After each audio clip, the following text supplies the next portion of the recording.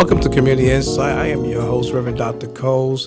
We're here bringing information to our community, updating them, Lord, of different programs, services that can help them. And we have a guest on the show, another special guest. We'll bring our special guest on the show so y'all can hear from them. And we are praying that you guys have pen and paper to write down some of this information. So today we have a young lady, Miss Tiera. Miss Tiera, welcome to the broadcast. Thank you for having me. All right.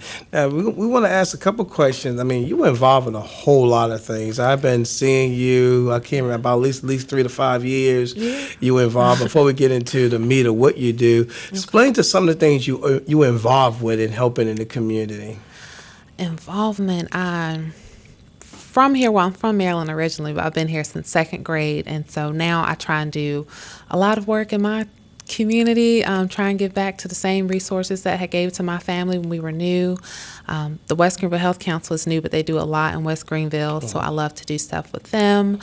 The Breakfast Ministry, 1209. Oh, yes. With NC Civil, which does a lot of civic engagement. Oh, yes. Prophet Jermaine McNair, good man. With Jermaine McNair. I'm on the board, and then I do a lot of odds and ends, whatever it's needed. Probably some other random volunteer things. I've worked with you in the soup kitchen, and there's probably a lot of stuff that I'm forgetting, but they come to you. It's fine. Well, we truly want to thank you for being on this broadcast, because I know that things that you do in the community making an impact to our community. We really want to thank you for that.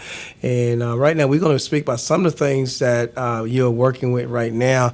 I understand what you work at Vitan, am I correct? Yes. And what are some of the things you do? I mean, Vitan got many departments. It is. Vitan is very large, but I sit within a very small subset of Vitan, called Vitan Community Health, and then even within that, I'm actually on a grant through the Duke Endowment called Healthy People, Healthy Carolinas.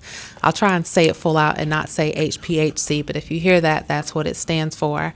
And that grant focuses on reducing chronic disease risk factors in Pitt County, and then also promoting physical activity and nutrition.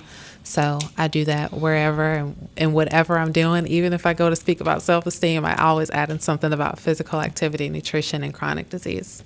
And talk about chronic disease, and I know that we have a lot of that going on in our community. We even have Council on Aging, trainings, and explain a little bit about the chronic disease so people know what chronic disease is, even though I have some knowledge on it. Okay. Well, basically, we'll say a chronic disease means that it's something that has built up over time due to lifestyle changes. And there are some genetic things involved, but we'll say mostly they are largely preventable through lifestyle. So when we talk about chronic disease, we usually talk about prevention through physical activity and nutrition, so that people won't get so focused on not having a disease, but on having a healthy life that will prevent you from developing a chronic disease, like heart disease, or diabetes, or cancer, which isn't exactly on the list for Healthy People, Healthy Carolinas, but it does fall in the same arena. So prevention of, or promotion of a healthy lifestyle instead of, a heavy focus on chronic disease. We all know the rates. We know that African Americans are at the top of the list. African American males are even higher on that list. And then Pitt County, because it's rural, has a very high incidence of chronic diseases as well, because of a variety of factors. Most of them linked to inaccess to healthy foods and not having access to physical activity opportunities. So lifestyle changes. It's amazing when you say that. When we look at, and first let me say this to you, what you didn't know, you was the only person of myself got really involved in doing healthy food boxes, and it kind of bothered me because we do a book bag program like more called Community Feed Our Children, and one of the things going back, I said, what are we really giving people? Food that they can eat, but was it healthy? And right. I do know being cheap, and I hope people hear this line, being cheap is expensive. When you're not spending the right type of food, picking the right kind of food, spending that extra money to buy healthy food, the expenses of your body is that you're allowing things to develop into chronic disease. Right. And so you was the only person in this area, I have to say, and I thank you for that, to understand the importance of a healthy food box. I mean, and what they need. And I want to thank you also, because I know we are working on that, and I hope I don't go too fast, but I know we're working on helping with my community feeding our children program, which we work along with Pitt County Schools, is having recipes for them.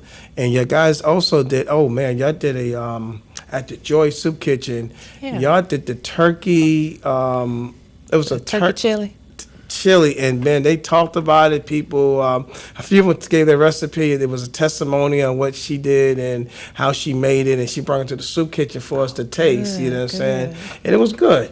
But I want to tell you that. But I do want people to know that is how chronic disease really come on. Is really coming from what we eat and not understanding the nutrition. And you hit the key thing. Exercise, right? Nutrition, exercise. My wife jumps on me all the time. Let's get time to do the exercise. We do this type of exercise. You want to do some dancing? We do some dancing, and got me doing a cha-cha and all that. Lots of ways. And at least she keeps me, eating right. Active. Stop eating all this fast food, and things like that. But I know I probably went off topic, but I don't think people need to know that, how important it is how these chronic disease come out. And as you're out there giving information, bringing information to them, and you're giving information to them for no charge, so they can have an understanding how to do that. Right. And I might be pushing as well, but let me ask this question. Do you come to churches, event, and we need you to come speak to us? Because some folks might be reading it, listening to this program and watching us this afternoon, or this morning, or whatever time the show comes on, between morning, evening time, they watching us. But here's the question. Well, I would like to come to my church, explain some of those things like that, because my people, he said it, and my people destroyed because of a lack of that knowledge. Right, right. So as they listen to this broadcast this afternoon, this morning, or whatever time it comes on, would you be able to come out and talk to them about this? Yes. I work with several churches. Haddock's church is probably one of the largest examples of churches that have taken the message and ran with it. I would like to say what everyone says, say when you know better, you do better, but that's not exactly true, or we wouldn't need any health education, and we wouldn't need, to be at church every Sunday. You don't when you know better, you do better. When you know better and you practice it consistently and you make it a part of your lifestyle, then you can do better. And that's in many avenues. So with Haddock's church, with some others in Winterville. I don't want to get the names wrong, so I will go out and speak, but not on the 12th, because I'm already booked for that day to speak at a church about health decisions. And when I go and speak to churches, I usually try and use a Christian or faith-based perspective in that, our bodies are fearfully and wonderfully made. And when we listen to them, it does tell us and give us exactly what we need it to do.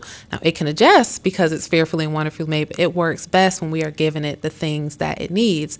When you exercise, you feel really good at the end. You feel like you've completed something. You've got good endorphins going in your brain. You feel ready to move on to the next activity, versus when you eat a really heavy, unhealthy meal and you're tired afterwards and you don't feel good and your stomach is really full and you need a nap. Comparing the two, that means your body really favors one thing over the other. So if we're listening and taking direction from what God has already given us, come on now, we can be healthy. But what are some of the challenges that you think that folks have? We hear, they have heard about cooking healthy and eating healthy and exercise. What are some of the challenges that you think that folks have with that?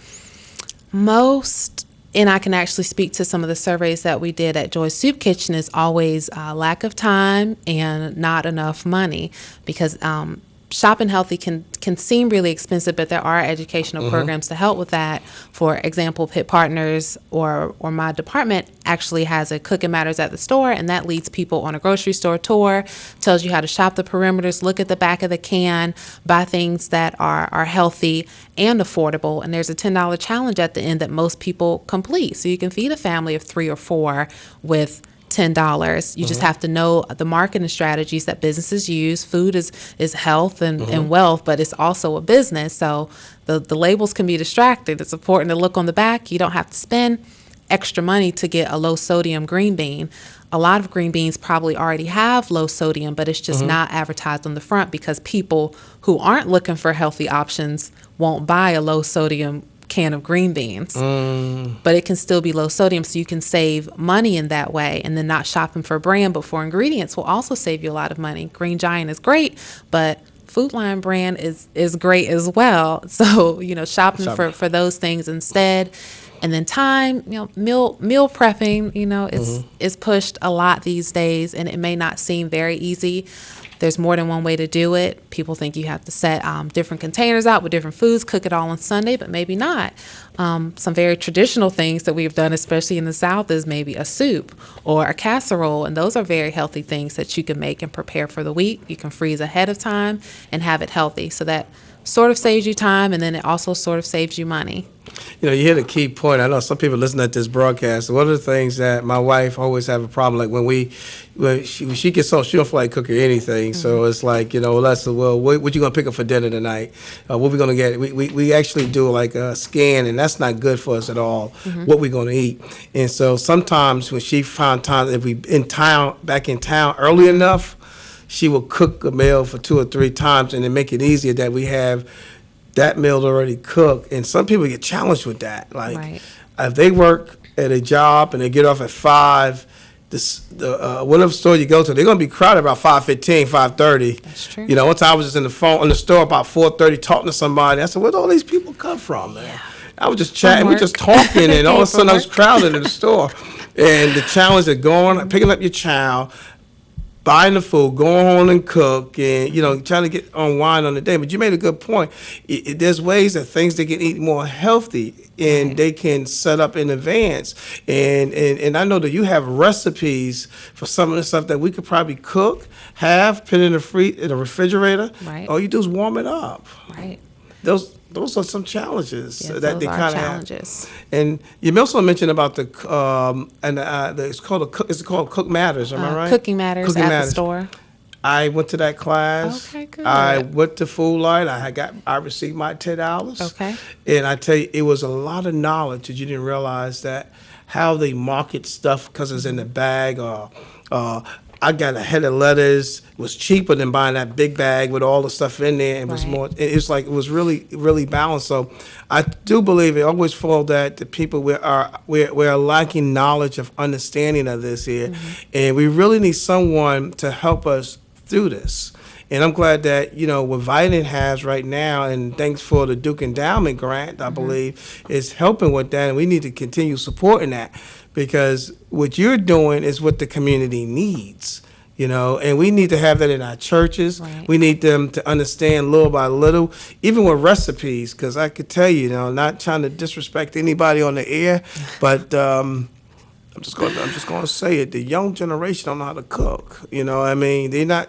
So we need recipes. They need recipes. They do. Because all they know how to do is run a McDonald's and all that stuff. I don't want to talk about McDonald's. I mean, Ms. Dixon's good friends,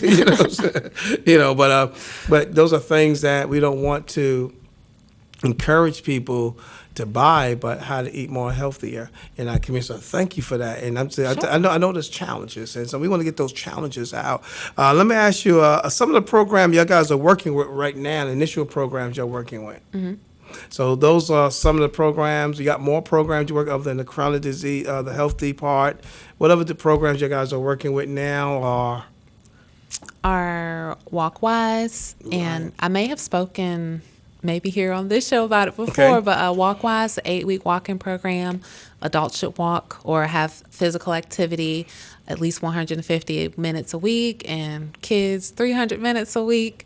It may seem challenging, but if you walk a little every day, 30 minutes a day, you'll easily meet that. And if you walk more than that, then you can start to use that as a method for weight loss.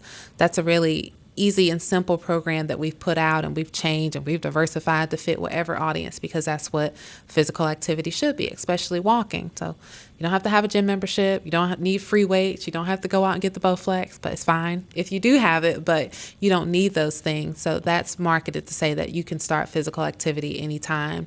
Churches have really loved that one because it's one you can pick up. You get an incentive at the end of the week meant to just encourage walking, headphones, earmuffs. If it's cold, I don't know what this winter is doing, but some days when it's cold, you may need earmuffs. There's another Healthy Food Pantry, is the one we were working on with you, that is about most of the items some of the items, a lot of the items that may be donated to a food pantry may not be healthy, because people probably just don't know what to donate. They're thinking, these Cheetos are on sale, I'm going to donate them to Joy Soup Kitchen. But Joy Soup Kitchen may be pushing a healthy message. It does not want to give out any Cheetos. Low income is usually correlated with poor health outcomes. And so adding healthy Cheetos into the mix is not what we want. We have it in our power to give healthy food if we know that people need healthy food. And so that's one of the aspects of Healthy Food Pantry. So that's what we came and did and marketed and asked people what they wanted and came up with the healthy chili. So we did a lot of different things. We told them about turkey meat. We gave screenings so people knew if they needed to switch over to turkey meat instead of beef or pork. And they got to take that recipe home. So I'm glad that people brought it back.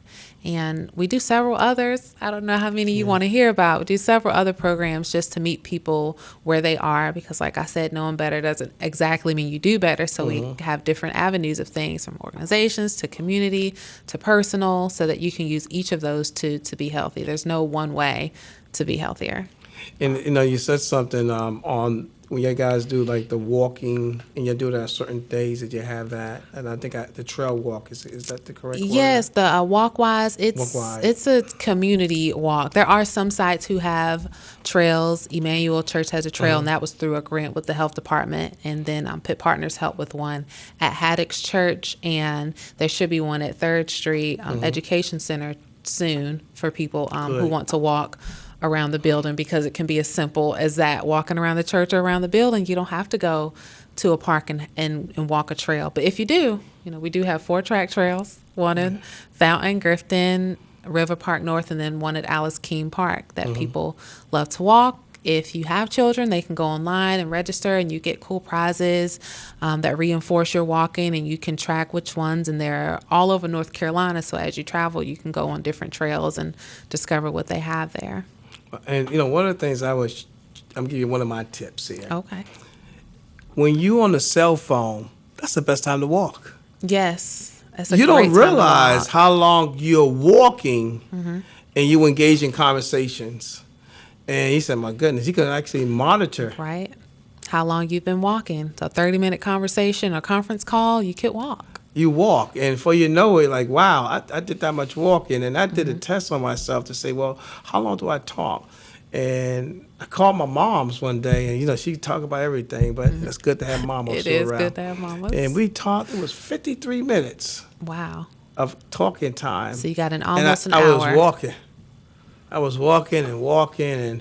it felt good. And walking to me is one of the best exercises. That's my opinion, of course. It is. You're not putting that weight on your knees. You're not breathing hard. You're walking, or if you're walking your dog. But dogs go kind of fast because you got to. You got to keep up with them. And they're pushing. But so I know that when you got the walk wide, where you have them in different locations, people get involved with that, and that's open for them to get involved with anyone. That's open anytime. If you've got 5 or more group members and you're willing to lead a walk and talk with me a little bit about how that works, then you can have a walk group. And of course, it's free, as physical activity should be. People just have to contact me. Yeah. So I'm also looking at as people like to have you come to them as, on demonstrations. Like, Right. You do food demonstrations as well. So, Yes. that had to be, if they want that to be done, it could be done as well at the church or. Yes. We or have whatever. to gather some things and figure out a setup, but it is done.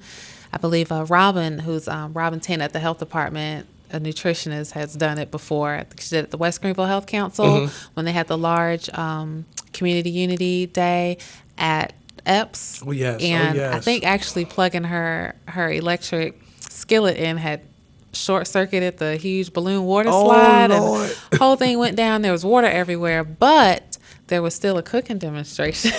The cooking still went on. So it's possible. We've set it up in a variety of different locations. There's usually a way to get around most barriers to just set it up. Really just need a space for a table and an outlet, and we can have a cooking demonstration. Now, I'm going to ask you a couple of questions. I know that if a person is involved in giving health information, that means that you're already doing your own stuff. What is your secret? My secret? Yeah, help us out understand how we can eat better. Like, let's say today is a day, and it's cost close to lunchtime. If for lunch, what do you do? Because we all need training. So for lunch, what do you do? Well, what I do for lunch and what I actually plan to do for lunch is actually go to K&W after this because I like their sides. They have sides already ready, so if you have a short amount of time, I know it's really quick to go to fast food, but K&W takes the long process and cooks that food already for That's you. true. So I usually go and get the turnip greens and yams or something like that, just the healthy sides if I don't have time or I haven't made anything. That's my secret. And green smoothies since I don't have time for breakfast. Now to talk about smoothies, then that's a key point. I hope I don't No, it's fine. get you. Smoothies. What is kind of is it too much sugar? I mean, when you say smoothies, and I have bought stuff from one of the stores. I won't call them out, but you already have because I don't know if I'm doing the wrong way to do it the fast way. It's already cut up, frozen. You throw it in, and Right. is that the right? I mean, and you throw water in there, and That's the basics to making a smoothie. I have a green smoothie. There is sugar, so you could say that there's no added sugar versus if you bought, they do have smoothies already made, but they'll have added preservatives and sugars in there. And if you're trying to be careful and decrease your sugar, the easiest way to do that is to make your own smoothies because then there's no added things to it. So that's not a terrible way to do it. It just depends on what you want. So my smoothies are probably half spinach and half fruit, or half spinach and kale and half fruit, just to add some greens in there for the day, especially if I know my day will be busy like today. So maybe you can't be healthy at every meal, but breakfast is a really good time to start. So if you know lunch and dinner you usually have to eat out, then try and have a healthy breakfast at home. So that's what I do. now when you say spinach, how do you do the spinach? Is it already cooked spinach? Then you see. I'm trying to learn that. Raw spinach. Raw baby spinach. It's good. Once you put the fruit in there, you really don't taste the spinach. It is still the color. You know, that green is more overpowering than the other ingredients in there, but it's really good for you. Okay. Lots of vitamins and minerals, and you know there is some proteins in greens too. Some people add protein to theirs. I do not. Because I never thought about that. Like a nice smoothie can help you out if you have. You just mentioned a key point was having your breakfast because it's really called breaking a fast. It is. So having a good breakfast, nutrition breakfast, and then I do know the fruits have some have a lot of sugar in it. And if you buy some of the smoothies, I'm trying to say like some places, I can't call names out because I don't want to mess up businesses. Okay. I hope I did. No, you did. So. Having smoothies is another part of, and let me just throw this out there. Would you help us with smoothie recipes?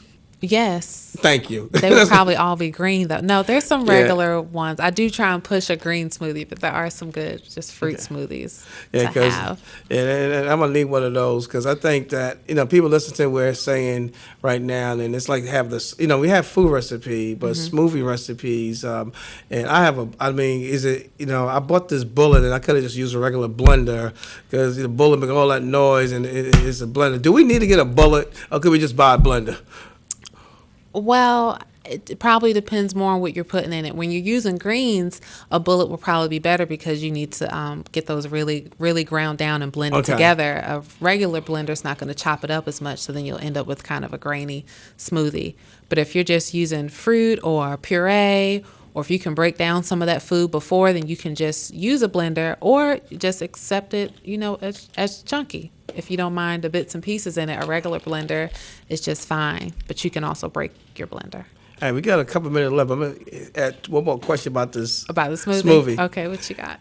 How long could you leave a smoothie in the refrigerator? Because I'm just sharing. We made a smoothie, and we said, well, we're going to make the smoothie. We're going to make enough. We can have it tomorrow. But, man, I think it's... That's what is the stuff that liquid it separates. Oh yes, it does. We can rid of it. So it does. See the smoothie. I guess like some drinks that you buy, the little things at the bottom, and we don't know what they are. They usually keep it blended together, so they have to add things. And if you buy, the more processed things you buy, you won't have to shake it. But the more natural or organic things you get, like if you get organic peanut butter, you see that the ingredients will start to separate because they're not adding any extra preservatives or Wow. inorganic materials to hold it together. So your smoothie, because it's beautiful and natural and from the earth, will start to separate. But I mean, you can mix it back up. You just stir it back together. Or instead of making all of your smoothies at once, you can just put all the ingredients in a plastic bag, and then it's ready for you to make. I probably can make enough for just one day. So it's not really keep overnight. it does, just.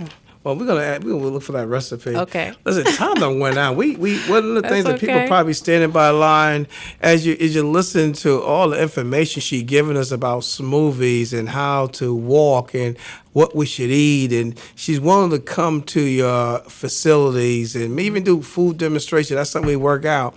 But right now at this time, if we're coming as a closing, we need to know, how could we get in contact with you? What is the number or email we need to call to get in contact? Is it down here? No. Yes. Okay. Well, I mean, I could say if you want me to. That's fine. I can share it. Okay, you can share it, and I'll repeat it at the end. Okay. My phone number is 252-847-0408. And then my email is tiera.b as in boy, EALE @vidanthealth.com. I respond very quickly by email. Just if anybody needed an extra boost or an immediate response, that's email would be the best way to go. But I will get back to you by phone as well. Well, we thank you so much for being on the broadcast. As you have heard, you could get the information at 847-0408 is her telephone number to contact her. There is no excuses for not being healthy. Excuses is the tools of the weak and incompetent. To make excuses, why can't you be healthy? Being cheap is expensive. Spend time on yourself. God bless, and we'll see you at the next broadcast.